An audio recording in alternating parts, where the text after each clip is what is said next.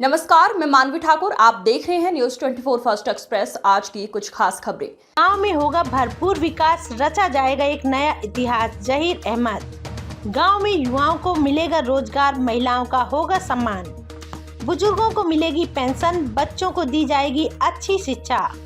गांव होगा साफ सुथरा स्वच्छ, अच्छी सड़कें, हर धर्म स्थल पर पानी की व्यवस्था, नहीं चलेगा भेदभाव, यहाँ चलेगा भाईचारा।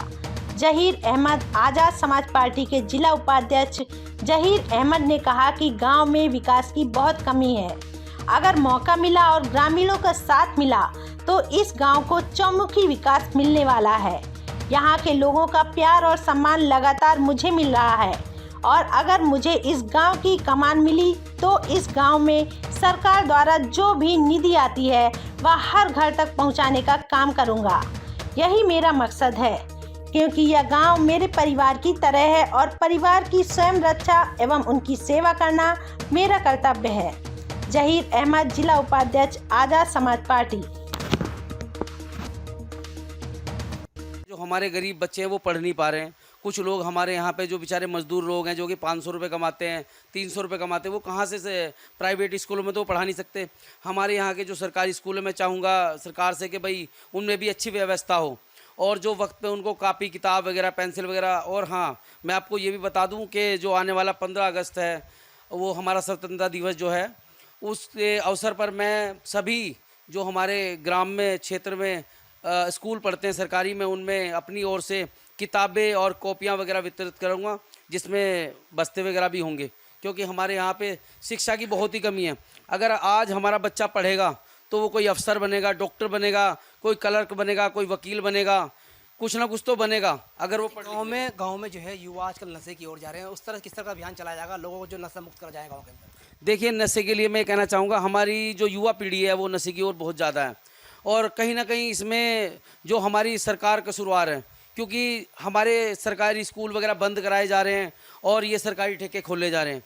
जो ये ठेके खोले जा रहे हैं, मैं चाहूँगा सरकार से कि ठेके ना खोल करके इतनी यूनिवर्सिटियाँ और इतने अस्पताल और इन चीज़ों पे ध्यान दिया जाए, क्योंकि ये तो देखो ठेके वगैरह खोल करके सरकार सिर्फ टैक्स वसूल रही है, ठीक है ना। और मैं ये चाहता हूँ कि भाई आने वाले वक्त में सरकार को शिक्षा पर और लोगों के काम कारोबार पर, इस पर ध्यान देना चाहिए, क्योंकि इस टाइम पे लोगों के पास काम भी नहीं है और मजदूर लोग हैं।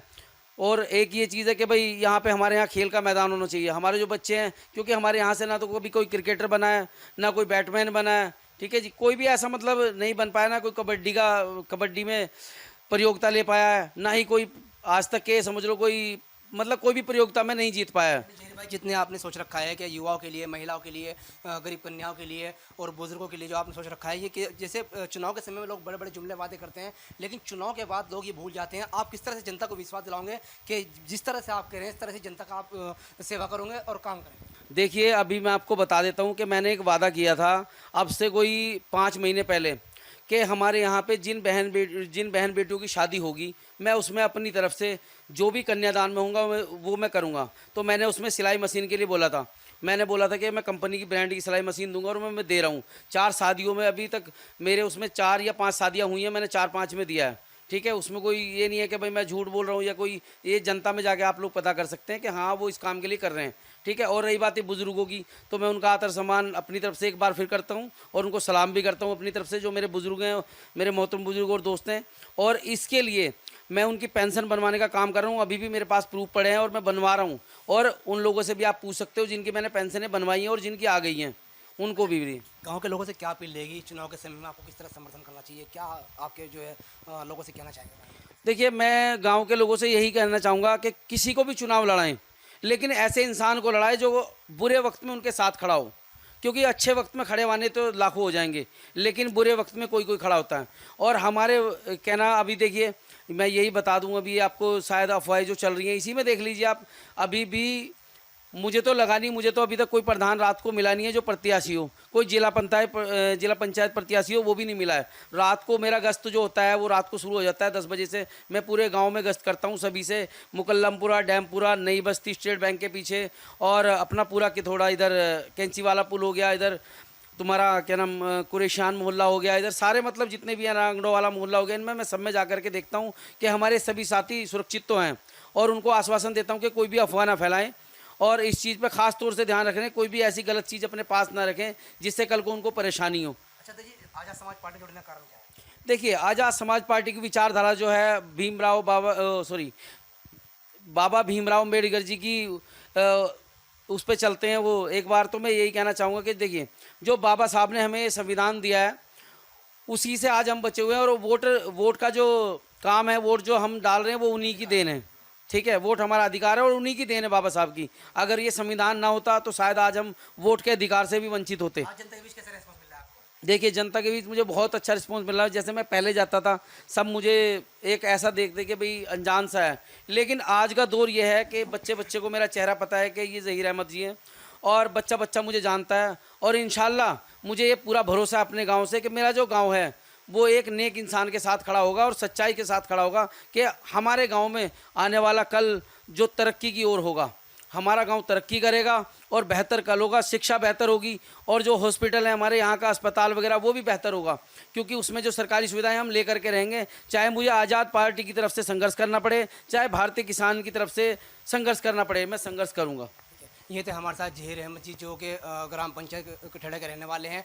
बहुत अच्छा इन्होंने मैसेज दिया कि गांव के प्रतिनिधि, जितने भी गांव के प्रधान की निधि आती है, जिससे तो काम कराऊंगा ही, लेकिन मुझे चाहे कहीं भी जाना पड़े अपने गांव के लिए, किसी भी तरह का कोई भी विकास यहाँ पर जो है वांछित नहीं रहेंगे। ग्रामीण और ग्रामीण की सेवा लगातार करता रहूँगा। यही उन्होंने सहयोग की अपील की। बाबा भीमराव अम्बेडकर जी की उस पे चलते हैं। वो एक बार तो मैं यही कहना चाहूँगा कि देखिए, जो बाबा साहब ने हमें संविधान दिया है उसी से आज हम बचे हुए हैं, और वोट का जो काम है, वोट जो हम डाल रहे हैं वो उन्हीं की देन है। ठीक है, वोट हमारा अधिकार है और उन्हीं की देन है बाबा साहब की। अगर ये संविधान ना होता तो शायद आज हम वोट के अधिकार से भी वंचित होते। आज जनता के बीच कैसे रेस्पॉन्स मिल रहा है आपको? देखिए, जनता के बीच मुझे बहुत अच्छा रिस्पॉन्स मिल रहा है। जैसे मैं पहले जाता था, सब मुझे एक ऐसा देखते कि भाई अनजान सा है, लेकिन आज का दौर ये है कि बच्चे बच्चे को मेरा चेहरा पता है कि ये ज़हीर अहमद जी हैं, और बच्चा बच्चा मुझे जानता है। और इंशाल्लाह मुझे ये पूरा भरोसा है अपने गांव से कि मेरा जो गांव है वो एक नेक इंसान के साथ खड़ा होगा और सच्चाई के साथ खड़ा होगा, कि हमारे गांव में आने वाला कल जो तरक्की की ओर होगा, हमारा गांव तरक्की करेगा और बेहतर कल होगा, शिक्षा बेहतर होगी, और जो हॉस्पिटल है हमारे यहाँ का, अस्पताल वगैरह, वो भी बेहतर होगा, क्योंकि उसमें जो सरकारी सुविधाएं हम लेकर के रहेंगे। चाहे मुझे आज़ाद पार्टी की तरफ से संघर्ष करना पड़े, चाहे भारतीय किसान की तरफ से संघर्ष करना पड़े, मैं संघर्ष करूँगा। ये थे हमारे साथ ज़हीर अहमद जी, जो कि ग्राम पंचायत कठेड़ा के रहने वाले हैं। बहुत अच्छा इन्होंने मैसेज दिया कि गांव के प्रतिनिधि, जितने भी गांव के प्रधान की निधि आती है, जिससे तो काम कराऊंगा ही, लेकिन मुझे चाहे कहीं भी जाना पड़े अपने गांव के लिए, किसी भी तरह का कोई भी विकास यहाँ पर जो है वांछित नहीं रहेंगे। ग्रामीण और ग्रामीण की सेवा लगातार करता रहूँगा। यही उन्होंने सहयोग की अपील की। हर खबर की अपडेट पाने के लिए बने रहिए न्यूज़ 24 फर्स्ट एक्सप्रेस के साथ।